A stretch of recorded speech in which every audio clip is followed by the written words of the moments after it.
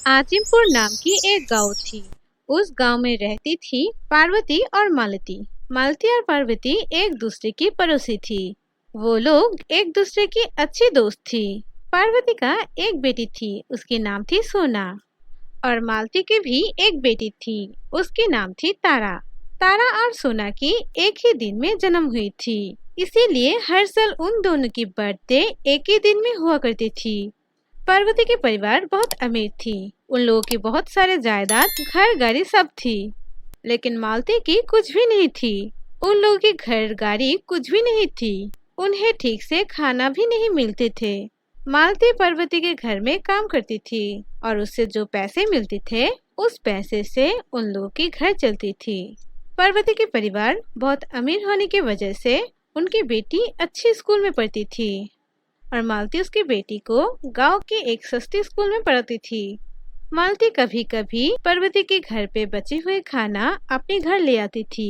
वो और उसकी बेटी वो सब खाना खाती थी। इससे उन लोगों की थोड़े पैसे बच जाते थे। ऐसे ही वो माँ बेटी बहुत मुश्किल से जी रही थी। एक दिन तारा उसकी माँ को कहती है, माँ, तुम सोना के घर के बचे हुए खाना फिर कभी मत ले आना। क्यों तुम उसके घर से खाना ले आती हो? माँ, वो लोग खाना फेंक देती है, इसीलिए मैं घर पर ले आती हूँ और वो खाना तुम और मैं खाती हूँ। इससे हम लोगों के थोड़े पैसे बच जाती है। जो पैसे बच जाती है उस पैसे से मैं तुम्हारी पढ़ाई में देती हूँ। हम लोग गरीब हैं, हम लोगों को बहुत कुछ सहना पड़ती है। माँ, तुम नहीं जानती हो, इसलिए सोना मुझे बहुत बातें सुनाती है। मेरे दोस्तों के सामने मुझे कहती है हम लोग उसके घर की खाना खाती हो। माँ, तुम प्लीज ये सब खाना कभी मत ले आना। तुम एक काम कर सकती हो, तुम उन लोगों के घर में काम करने मत जाओ। अगर ऐसे करोगी तो वो मुझे और नहीं बातें सुना पाएगी। मेरी प्यारी बेटी, लोगों की बातें मत सुनो। वो लोग अमीर है, इसीलिए वो ऐसे करती है। ये सब बातें एक कान से सुनोगी और दूसरे कान से बाहर निकल दूंगी। तुम कह रही हो मैं काम छोड़ के चली आऊँ। अगर मैं ऐसे करूंगी तो घर कैसे चलेंगे, तुम्हारी पढ़ाई कैसे होंगे? अगर मैं काम छोड़ दूँ तो मुझे नए काम ढूंढते ढूंढते बहुत देर हो जाएगी। लेकिन वो लोग अमीर है, वो लोग एक दिन के अंदर नए काम वाले ढूंढ लेंगे। इसे हमारा ही नुकसान होगी। हम लोग गरीब हैं, इसीलिए हम लोगों को बहुत कुछ मान लेना पड़ेगी। तुम अपने मन दुखी मत करो। हाँ, मैं समझ गई। तारा थी बहुत होशियार। वो उसकी माँ की सारी बात समझती है। वो कुछ ना कह के वहाँ से चली गई। अगले दिन मिताली पार्वती के घर में काम कर रही थी। अगले दिन थे पार्वती की बेटी की जन्मदिन। मिताली की बेटी की भी जन्मदिन थे। पार्वती मिताली को कहती है, कल मेरी बेटी की जन्मदिन, मैं बहुत सारे लोगों को इनवाइट किया हूँ। कल सुबह से ही तुम्हारा बहुत सारे काम है। सब लोगों का ख्याल रखना, खाना पकाना, सब कुछ तुम करोगी। इसीलिए मैं कह रही हूँ आज तुम हमारे घर पे रह जाओ। कल सुबह सुबह उठ के काम शुरू कर देना। नहीं पार्वती, मैं नहीं रह पाऊंगी। मेरी बेटी मेरे बिना नहीं सोती है और मेरे बिना खाना भी नहीं खाती है। मैं जानती हूँ मेरी बेटी मेरे लिए बैठी हुई है। मैं सुबह सुबह उठकर तुम्हारे पास चली आऊंगी। आज मुझे घर जाने पड़ेगी। ठीक है, तुम्हें जो अच्छे लगे वो तुम करो, लेकिन हाँ, ये याद रखना कल सुबह तुम्हें आना पड़ेगी। सब कुछ ठीक ठाक से होने चाहिए। फिर मालती घर चली आती है और आके देखती है उसकी बेटी खाना नहीं खा के बैठी है। मेरी प्यारी बेटी, तुमने क्या किया? बहुत रात हो चुकी है, अभी तक नहीं खाया। क्या तुम्हें नींद नहीं आई है? नहीं माँ, तुम तो जानती हो मैं तुम्हारे बिना नहीं खाती हूँ। मैं तुम्हारे लिए बहुत टेंशन करती हूँ। मैं तुम्हें एक बात कहूँगी, क्या तुम मेरी बात रखोगी? मैं तुम्हारी सारी बात रखूंगी। बताओ मुझे क्या हुआ? तुम मेरी एक लौती बेटी हो। माँ, तुम कल काम में नहीं जाओगी? तुम पूरे दिन मेरे साथ रहोगी? क्यों मेरी बेटी, कल तुम्हारे साथ क्यों रहूंगी? कोई कारण है क्या? तुम इतनी जल्दी भूल गई हो? थोड़ी सोच के देखो कल क्या है। ओह अच्छा, अब याद आया। मेरी प्यारी बेटी के कल जन्मदिन है। मैं भी चाहती हूँ तुम्हारे साथ रहने के लिए, लेकिन मेरी प्यारी बेटी कल तो मुझे जाना ही पड़ेगा। क्या तुम जानती हो कल सोना की भी जन्मदिन है? वो लोग अमीर है वो बहुत सारे लोगों को इनवाइट किया है। कल उन लोगों के घर पे बहुत बड़ी आयोजन है। अगर मैं नहीं जाऊं तो वो लोग कुछ भी नहीं कर पाएगी। अब तुम बताओ मैं क्या करूंगी? अगर मैं नहीं किया तो वो लोग मुझे घर से निकाल देंगे, फिर हम लोग ना खाकर मर जाएंगे। मैं अब क्या बोलूं? हमारी किस्मत ही खराब है। जन्मदिन के दिन में भी मैं तुम्हारे साथ नहीं रह पाऊंगी। तुम्हें काम में जाना पड़ेगी। माँ, मैं कल तुम्हारे साथ काम में जाना चाहती हूँ। तुम तुम्हारे साथ मुझे भी ले जाओ ना। तुम मेरे साथ जाना चाहती हो? पार्वती भी तुम्हें ले आने को कहा। ठीक है, कल सुबह तुम और मैं जाऊंगी। चलो अब जाकर हम लोग खाना खाए। ये कहकर वो खाना खा के सो गई है। सुबह मालती और तारा पार्वती के घर जाती है। मालती तारा को घर के एक कोने में खड़े करके वो काम में चली गई। घर पे बहुत अच्छी अच्छी खाना तैयार हुई है। संगीत की भी आयोजन किया है।